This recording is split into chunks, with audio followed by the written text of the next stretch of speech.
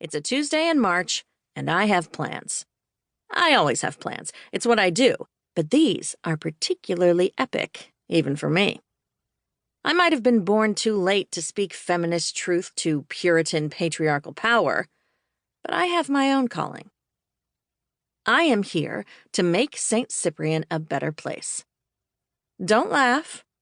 You can't fix the world until you sort out your own backyard. I intend to do both.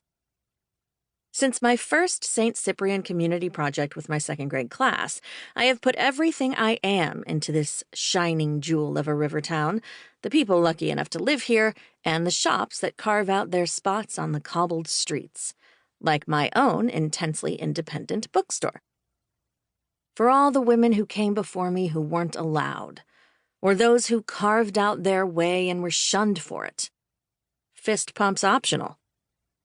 I pump a few on my own in the kitchen, because there are few things in this life that psych a girl up more than a fist pump. One of those things is coffee. Another is sugar. Combine all three, and I'm ready to face the day. But first, I need to face my roommate. My roomie and best friend, Georgie Pendell, grew up in the rickety old house next door, but moved in with me when she could no longer bear another moment of agony in her parents' house. Her dramatic words, not mine. She's been here 5 years, sprawled out over the 3rd floor, and using the extra bedroom I'd assumed she'd make into an office as a library instead. Mind you, what Georgie calls a library gives me hives. It's an overflowing catastrophe of books piled into tottery towers that she refuses to let me organize for her. The last time I tried to go inside, the door only opened about 2 inches before hitting one of her stacks. She insists it's exactly the way she wants it. And that's fine, because Wilde House is big enough for the both of us. In fact, bigger than we need. With my parents gone living the high life in Europe, and my sister's defection to who knows where after our high school graduation, the house had seemed too big.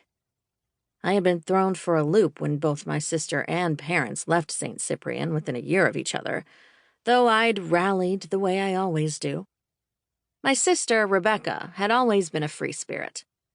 My parents had always been socially ambitious, so why not take that as far as it could go on the continent? I had the town, I had my friends, I got to live in this piece of history with my grandmother. Yet when my grandmother died a few years later and left me here alone, the old house felt like an ominous, rattling thing that might swallow me whole. Winter had seemed to seep in, cruel and unforgiving. The halls had seemed too long, the lights too dim. Possibly I was grieving the loss of Grandma, the loss of my family, who I knew had their reasons for staying away.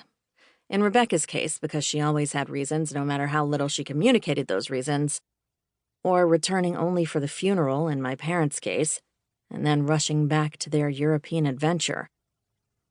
It felt a little stormy there for a while. My silly, happy, eccentric best friend moving in has been like letting in the sunshine. Organizational challenges aside, having her here makes these early mornings with the whole of Wilde House creaking around me like it's singing its own song while I wake feel less lonely. Not that I allow loneliness in my life. I swat it down like an obnoxious fly anytime it pops up. Because loneliness is a betrayal of all the women who came before me, and I am not going to be the Wilde who lets them down.